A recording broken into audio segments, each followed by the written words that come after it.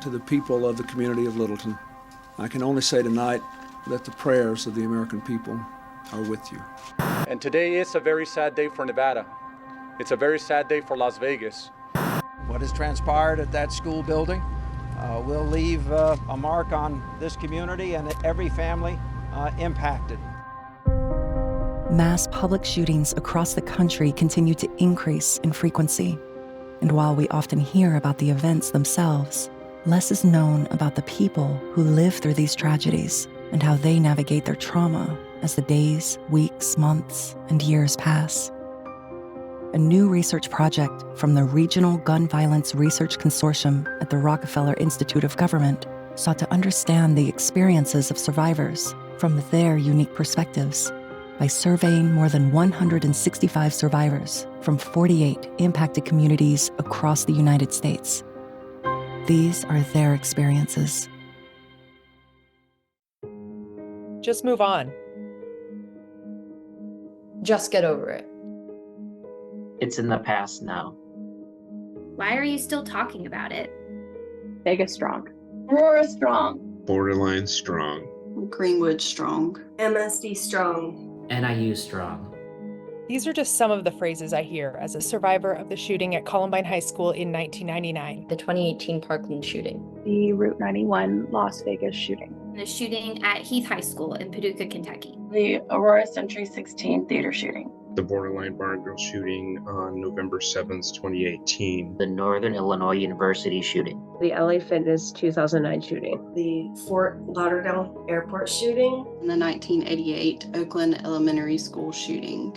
Hearing those words and phrases make me feel like I should be over it or I should be on someone else's timeline. Hearing these words or phrases makes me feel like they don't see me. Being told to move on, it just added salt to the wound. It didn't help us at all, and if anything, it made it worse. It doesn't help to say, get over it. It doesn't help to give you the statistics, because only X number of people died when X number of people were there.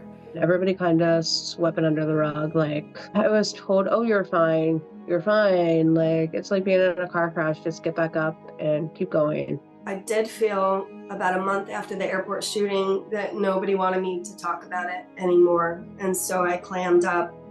It took me much longer than 1 month to process it, and it felt a little lonely. There's just this weird assumption in the world that we should be able to carry on with our lives as if nothing happened. And we see people put up thoughts and prayers and then they're not discussed anymore. There's a lot of questioning, and I guess this all just adds to insecurities, and it adds to confusion, and it adds to just kind of a loss of hope. Yet, something as simple as acknowledging survivors' experiences can have a lasting impact. In fact, our research finds that social acknowledgement is viewed by survivors as the #1 most important thing they need to sustain their recovery after tragedy. Social acknowledgement is someone actively listening without judgment. It's recognizing not just what happened, but recognizing what we need. Social acknowledgement is more just the idea that society recognizes the type of experience that myself and other survivors go through. People need to be more aware of what it's like for us, the steps from the day after the shooting to even 10 years after the shooting. It's still impactful. Something like this does have lifelong impacts. It isn't something that just affects you for one day, the day you're in it. Grief and recovery has no timeline. It is not linear. It is different for everyone. And so if there is a way to rally around communities for the long haul and to be there when the cameras are gone and to be there when it's no longer on the news and to help provide support to not just individuals, but to the community as a whole, the public plays a huge role in that. The impact that you'll make to recognize it is more powerful, because you'll say, yes, this happened, but we're going to remember those victims and we're going to remember those survivors, because their lives are changed forever.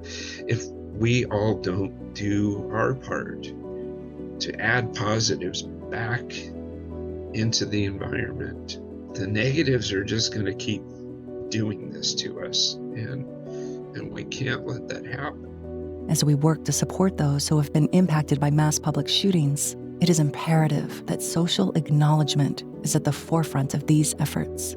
We just need you to listen. Just be patient with us and really listen to what we have to say.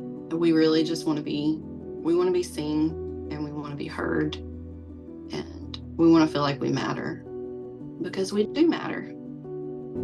For resources related to social acknowledgement and to hear more from these and other survivors, visit the Supporting Mass Shooting Survivors website. Together, we can help support survivors on the road to resilience.